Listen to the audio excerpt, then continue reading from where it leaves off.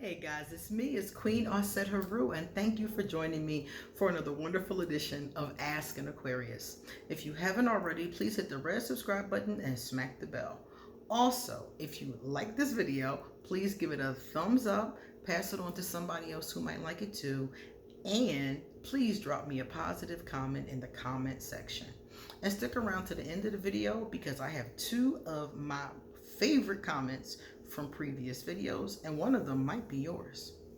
So please remember, if you would like to get a reading done, to email me. My email information, my social media information, my merchandise, all my information is underneath this video.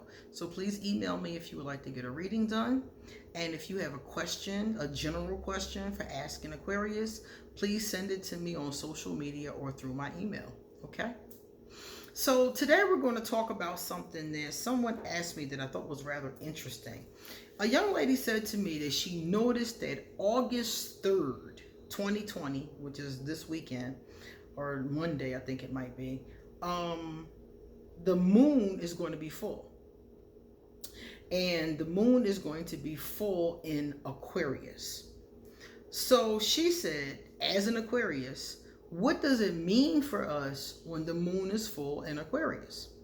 So I wanted to tell you guys, for those of you who didn't know, and I was talking about the moon and how special the moon is to those of us who do magic work. And this is one of the reasons why. The moon is in a zodiac sign, a different zodiac sign, every month basically. Every time it moves, it's in a different zodiac sign. So just like the sun is in a different sign. Your sun sign is where the sun was when you were born. So right now, on August 3rd, when this is going to happen, the sun is going to be in Leo. It doesn't transition until the next one for a couple of weeks. So it's going to be in Leo. And when the sun is in Leo, the moon is generally in Aquarius because they're opposites. So the moon is going to be in Aquarius. That's going to be the zodiac sign, and so forth and so on. Next time it'll probably be in Pisces, so forth and so on. So this person was saying to me, like, what does that mean for Aquarius? Well, when the moon is in your zodiac sign, regardless of what your sign is, if the moon is in your sign, what it means is that you, according to the ancients, have a little bit more ability to work the energy of that vibration. Anybody can cast a spell on August 3rd for whatever it is that they want and use the moon of Aquarius. But Aquarius, who choose to use this moon, will often find themselves in a very intense and strong vibration. Whenever the moon is in your zodiac sign, people sometimes report a more intense and strong vibration. So during this time, what's good for you to do? Well, if you're into spirituality, or if you're into, witchcraft, white magic, whatever the case is, basically during the Aquarius full moon, I took a look in my book, my textbook, and one of the books I like to use is called Solitary Witch by Silver Raven Wolf. It's a really good book, and it's huge. It's like 1,000 pages, and it covers a lot of basic topics under the craft. I use it to train priestesses because it has a lot of condensed information, and it has a hell of a bibliography page.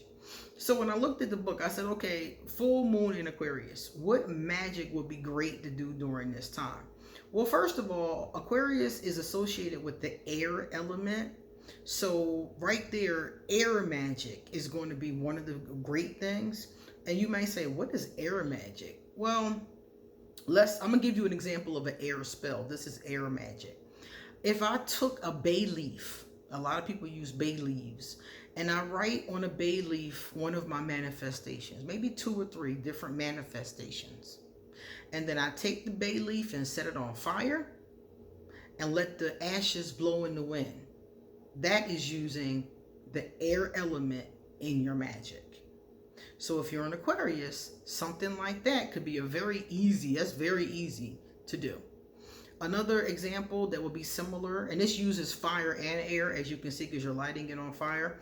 The other element would be to write a letter. Sometimes people want to let things go. So they might, during the full moon, write a letter to a person who's wronged them, or write a letter about a situation that they want to release. They want to let it go. They want to surrender it. They want to stop overthinking it and overanalyzing it and letting it control their lives. So they write this letter, they set it on fire, let the ashes go in the wind. Again, using the air and fire element. So those are some real basic ones, Air magic usually goes along with fire magic for obvious reasons. It's easier to get whatever you want, small enough and thin enough to be able to go into the air. So a lot of people will use fire to create that effect. So what kind of rituals or magic would be good to do during the Aquarius full moon? Well, if you're Aquarius or not, you might want to work on courage. It says here, courage, loyalty. Those are two top ones. So if you want to do a spell for courage for a particular situation, like courage to, take a test, or if you need courage in a romantic situation or something like that, or a situation at work, this would be a great time for spells that had to do with courage or loyalty. Let's say that you need someone to be loyal to you in a situation. You can create an air spell to have that person be loyal to you. Now, this doesn't hurt the person, so it's not something that's going to be perceived as negative.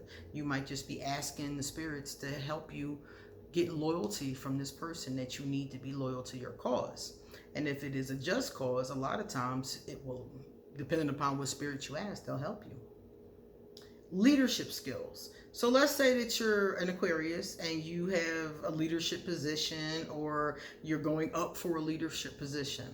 This would be a great time to do an air spell that has to do with leadership. Personal independence and a sense of, what is this one? Self-worth. Personal independence and a sense of self-worth. So for anyone who's having issues with personal independence, or sense of having a healthy sense of self-worth, these are other spells or rituals that it would be a good time to do during the moon in Aquarius. Aquarius is a very open-minded kind of sign, so these are things that I would look at these kinds of rituals if I needed to be more courageous, more open-minded, more independent. Basically, if you need to be more Aquarius, or if you need to tap into your own Aquarian energy if you are an Aquarius.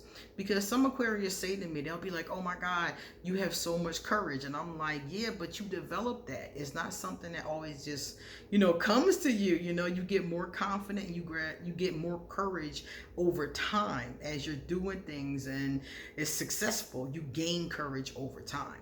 So if you're an Aquarius or not, and you feel like this is something that could be helpful to you, August 3rd is the moon that I'm talking about. So if you're a magic worker, or if you're somebody, like I said, who wants to do a little paper ritual, or whatever the case is, that is the best time for it, for Aquarius or for non-Aquarius. So like I said, pay attention to where the moon is, and pay attention to what zodiac sign the moon is in. And that will help you out, because when it's in your sign, if you're not Aquarius, you can wait and be like, oh, okay. And then you can look and see what that full moon is good for. Each one is different. The full moon in Pisces is going to be for something totally different. A lot of people do divination during the full moon in Pisces. So each moon is going to specialize in a different energy, and it has to do with the energy of that zodiac sign.